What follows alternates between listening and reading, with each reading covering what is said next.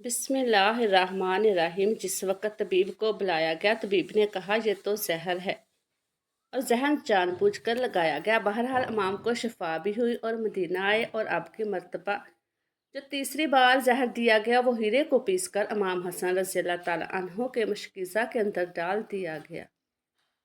इमाम हसन रज़ियल्लाहु ताला अन्हो 27 सफ़र की रात सोए हुए थे। अचानक नींद से बेदार हुए। हज़रत ज़ैनब रज़ियल्लाहु ताला अन्हा इबादत में मसरूफ़ थी। आपने नींद से बेदार होकर हज़रत ज़ैनब रज़ियल्लाहु ताला अन्हा को आवाज़ दी और हज़रत ज़ैनब इमाम की तरफ मतवज्जा हुई।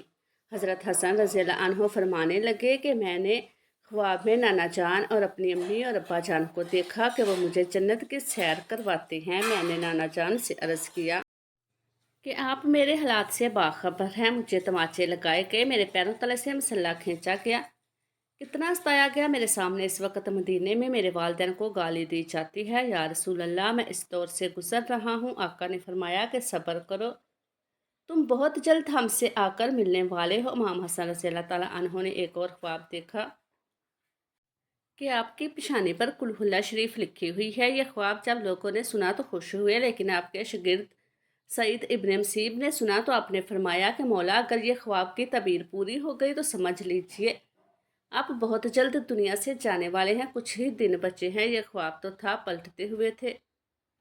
इस ख्वाब ने और लर्जा दिया। इमाम हसन रज़ियल्लाहु अन्हु ने कहा, मैंने ख्वाब देखा। हज़रत ज़ैनब ने पूछा कि यह कैसा ख्वाब है। इमाम ने मशकीज़ा लाने का कहा और मशकीज़े से जब पानी पिया तो मशकीज़े में जो हीरा पीस कर डाला गया था वो आपके पेट में चला गया। रवायत में आता है, मौरखीन लिखते हैं कि आपके कलेजे के 72 टुकड़े हुए। बाज ने लिखा कि 80 टुकड़े हुए। बाज ने लिखा कि आपकी आंतों और कलेजे के 100 से ज़्यादा टुकड़े हुए।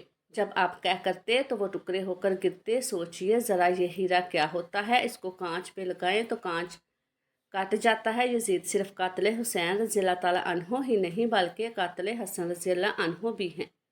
इस पर तो सब इत्तेफाक करते हैं कि साजिश यजीद की थी, लेकिन जहर दिया किसने, इस पर तारीख खामोश है। हज़रत मौलाना हसन बरेलवी रहमतुल्लाह अलैह ने एक औरत का नाम लिखा है, लेकिन मुफ्ती जलालुद्दीन रहमतुल्लाह अलैह इस पर खामोशी का हुक्म देते हैं और मौरखीन इसमें इतने उलझे हुए हैं कि कोई वाज़िया मौक़िफ़ पेश नहीं किया जाता। लेकिन पढ़े लिखे लोग हैं, इनके लिए एक बात है कि जहर देने वाला कौन है। जिस वक़्त टुकड़े होकर गिरने लगे तो इमाम ने हज़रत हुसैन रज़ियल्लाहु अन्हु को बुलाने का हुक्म दिया ताकि कुछ वसीयत कर दूँ। हज़रत हुसैन रज़ियल्लाहु अन्हु आए और हालत देखकर गले मिलकर खूब रोए। भाई बताओ, आपको जहर किसने दिया? इसलिए कि सैयदा साबरीन का निवासा है। भाई, मुझे जिस पर शक है, अगर वही है तो अल्लाह बेहतरीन इंतकाम लेने वाला है और शक की बुनियाद पर किसी को कत्ल नहीं किया जा सकता, क्योंकि मैं नाम लूँगा तो तुम कत्ल करोगे।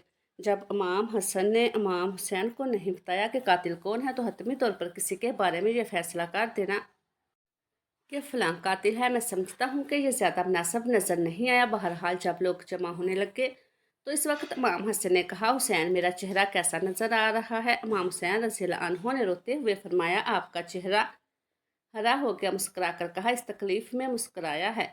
हसन, जिस तकलीफ़ में लोग सारी खुशियाँ लोगों के छीन जाती हैं। हसन ने जब सुना कि मेरा चेहरा हरा हो गया तो फरमाया, हुसैन, याद है नाना की हदीस मुराद जो मुकम्मल हो गई है। लोगों ने पूछा कि हदीस मराज क्या है। फरमाया कि जब मेरे हजूर मराज पर गए थे और हमारी पैदाइश भी नहीं हुई थी तो नाना मराज पर जन्नत की सैर कर रहे थे तो जन्नत में दो महल देखे, एक हरा था और एक लाल था।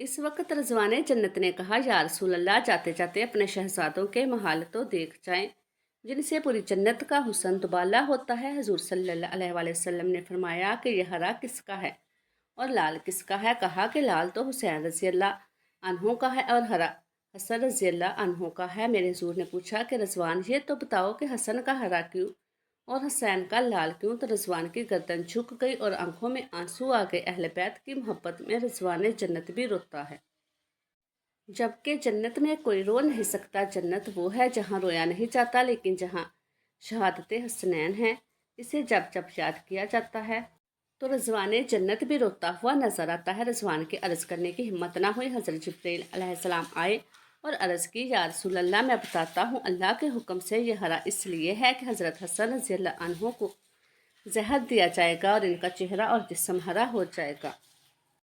اور حضرت حسین رضی اللہ عنہ کو کربلا میں شہید کیا جائے گا اور شہادت کی وجہ سے خون سے سارا جسم لال ہو جائے گا، اس لیے حسن کا ہرا اور حسین کا لال محل ہے۔ دیکھا حضور کی یہ حدیث سے معراج پوری ہو رہی ہے۔ اس کے بعد حضرت حسن رضی اللہ عنہ نے لوگوں کو جانے کا حکم دیا اور گھر والوں کو ٹھہرنے کا۔ اس وقت مولا حسن کے 3 یا 4 بیٹے تھے۔ ان بیٹوں میں ایک بڑا بیٹا تھا جس کی عمر صرف 7 سال تھی۔ وہ بڑا خوبصورت تھا اور نام قاسم تھا اور ماں کا نام فرور تھا۔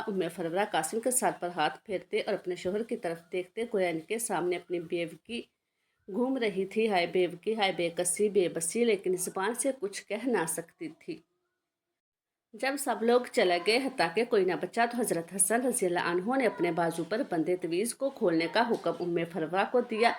تعویذ کھولا اور کھول کر حضرت حسن نے کہا، میرے بیٹے قاسم کو میرے پاس لاؤ۔ اپنے ہاتھوں سے وہ تعویذ بیٹے کے بازو پر باندھ دیا اور فرمایا، بیٹا ایک وقت آئے گا جب تو شدید مصیبت میں گرفتار ہو جائے گا، اس وقت یہ تعویذ کھول کر دیکھ لینا۔ اس کے بعد حسین کو بلا کر نصیحت کی اور کہا، حسین صبر سے کام لینا اور میری تمنا ہے کہ جس وقت میرا جنازہ اٹھے تو مجھے نانا کے قدموں میں دفن کر دینا۔ میں نانا کے قدموں میں دفن ہونا چاہتا ہوں۔ امام اعلی مقام 28 سفر کو، ایک روایت کے مطابق 29 سفر اور ایک روایت کے مطابق 5 ربیع الاول کو شہید ہو گئے۔ اس طرح سے کہ آپ کا پورا جسم ہرا ہو چکا تھا اور اندر کی آنتوں کے ٹکڑے کیح کی صورت میں باہر گرے ہوئے تھے۔ حضرت حسن رضی اللہ عنہ کی شہادت ہوئی تو آپ کی تجہیز و تدفین کے لیے جنازہ اٹھایا گیا، لیکن یہ پیتری کا بدترین باب ہے کہ جب جنازہ باہر لے کر آئے اور حضور کے روضے مبارک میں حضرت حسن رضی اللہ عنہ کو دفن کرنا چاہتے تھے تو بنو امیہ کے ایک شخص جسے دنیا مروان کہتی ہے، وہ بدترین آدمی جس پر میرے آقا نے لعنت کی تھی، اس نے کہا کہ میں ان کو دفن نہیں ہونے دوں گا۔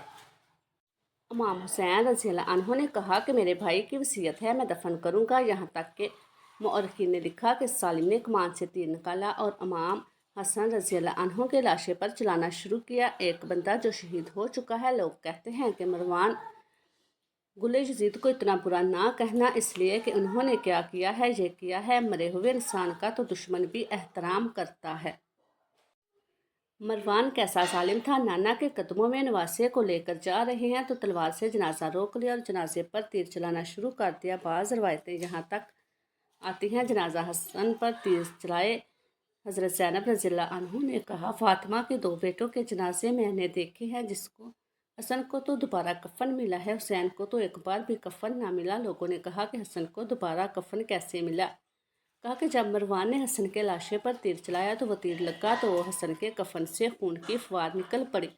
تو اس وقت لوگوں نے کہا، ایک کفن پر اب دوسرا کفن پھر لپیٹ دو تاکہ حسن کو رنگین کفن میں لے کر نہ جائیں، بلکہ ایک کفن اور دے دیا جائے۔ یہ بھی حضرت حسن رضی اللہ تعالیٰ عنہ کی کرامت ہے کہ وہ وصال کے بعد بھی آپ کے جسم سے خون نہ نکلا۔ کسی نے امام زین رضی اللہ عنہ سے کہا، شہزادہ حسن رضی اللہ عنہ کی یہ وصیت تھی کہ مجھے حضور کے قدموں میں دفن کرے، لیکن انہوں نے یہ بھی تو کہا کہ اگر مروان آڑے آئے تو مجھے امی جان کے قدموں میں دفن کر دینا۔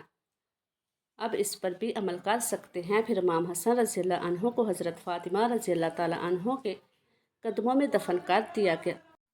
اللہ تعالیٰ ہمیں نیکی کی بات کو سننے، سمجھنے اور اس پر عمل کرنے کی توفیق عطا فرمائے۔ اللہ تعالیٰ میرا سنانا اور آپ کا سننا اپنی بارگاہ الہی میں قبول و منظور فرمائے۔ اور آخر میں اللہ تعالیٰ سے دعا ہے کہ اللہ تعالیٰ ہمارا خاتمہ ایمان پر فرمائے، آمین۔ السلام علیکم ورحمۃ اللہ وبرکاتہ۔